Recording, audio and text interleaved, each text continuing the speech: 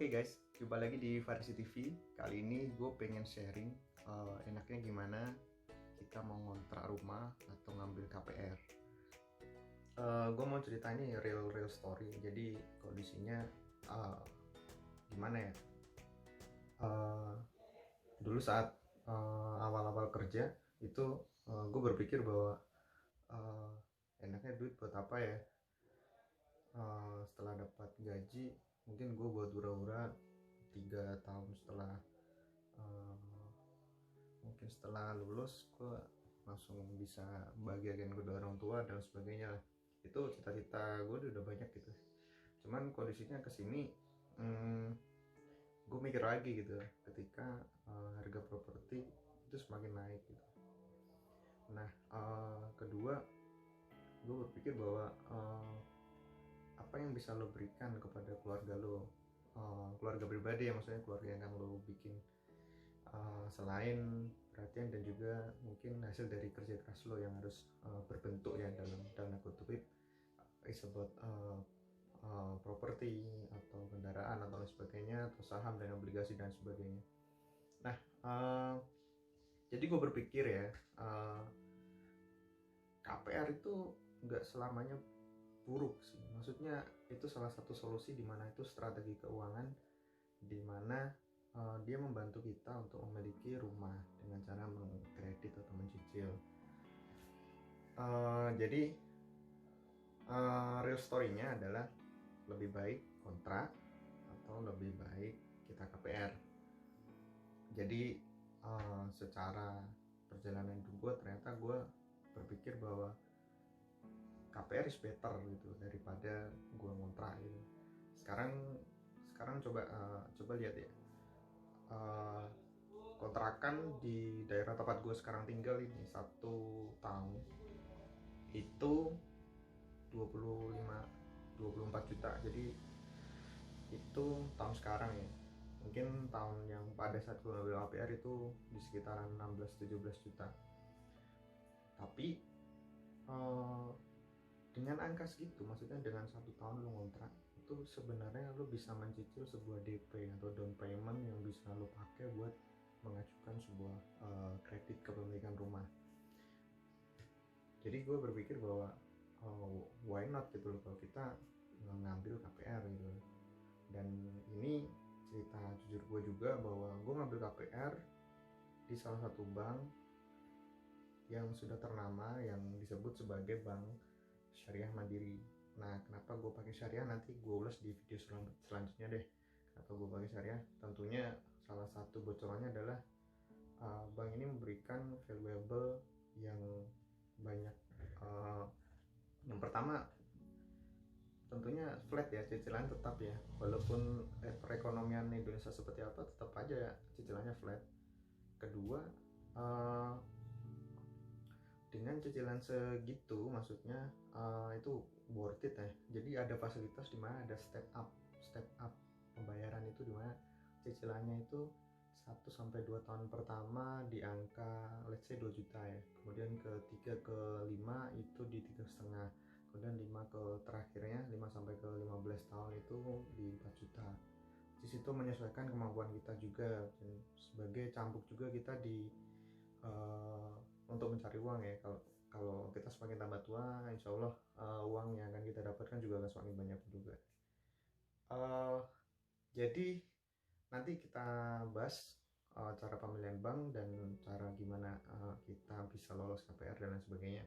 Cuman gue cuma berpikir bahwa itu tadi ya jawabannya ya, kenapa kita kontrak, kenapa kita KPR, kenapa dan kenapanya.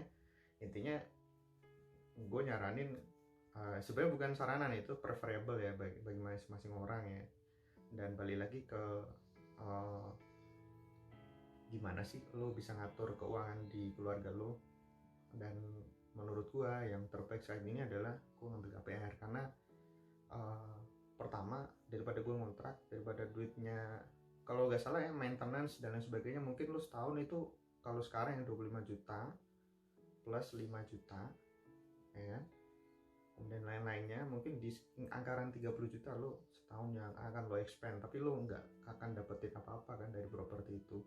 Coba sekarang lo bisa DP let's say 50 atau mungkin 100 juta sekalian atau 80 juta untuk membeli rumah di kisaran 400 atau 500 juta, dan itu lo dapat properti yang lo tinggalin sekarang juga gitu. Dan alhamdulillah gue cerita juga bahwa properti yang gue beli ini di tahun 2014, saya makainya step up yang setahun pertama keduanya cicilannya mungkin rendah, kemudian kedua ke sampai 5 lebih rendah agak tinggi lagi dikit, dan 5 ke 15 tahun itu bisa lebih menyesuaikan lagi atau lebih tinggi lagi. Jadi step up lah, menyesuaikan kemampuan. Pada saat mungkin kalau kita kerja sebagai karyawan mungkin di tahun pertama kedua kan kita jadi staff ya, kemudian tahun kedua 3 atau sampai ke 5 ini kita naik jenjang karir lagi, mungkin jadi supervisor atau lain sebagainya. Kemudian ke tahun ke-5 sampai selanjutnya mungkin kita bisa jenjangnya lebih naik lagi, dan itu menyesuaikan lagi kan.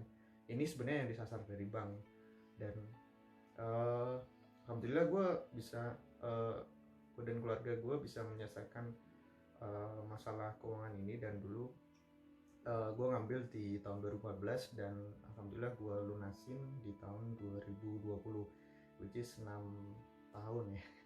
6 tahun gue nyicil, dan ini alhamdulillah udah lunas. Dan properti gue kalau boleh jujur dulu harganya ini segini nih, 550 juta, taruhlah 500 ya, 50 buat administrasi. Tapi ketika gue lunasin itu gue harus ngeluarin duit 300 juta, 250 juta, which is gue pakai bank syariah.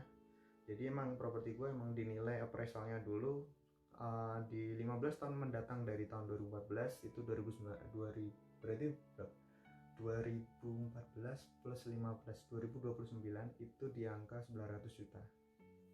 Jadi gini, prinsip bank syariah itu adalah gue sebagai bank nih, gue beli rumah kemudian gue jual lagi ke nasabah, tapi gue ngambil margin. Nah di situ sih. Jadi dulu rumahnya dihargain di angka 400, kemudian dijual bank di 900. Jadi gue nyicil 900 juta nih utang gue sebenarnya.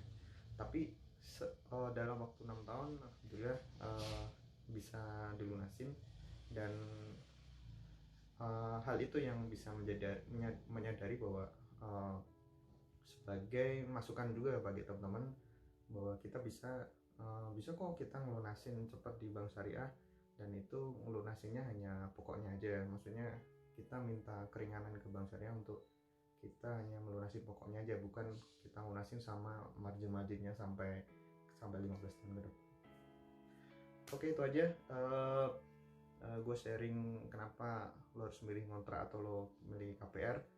Dan silakan komen ya di bawah ya, nanti gue sharing lagi gimana sih cara milih bank, kemudian tips mengelola keuangan setelah lo mungkin mau nikah ya atau merit, kemudian gimana caranya lolos KPR atau sebagainya. Nanti deh kita bikin videonya ya.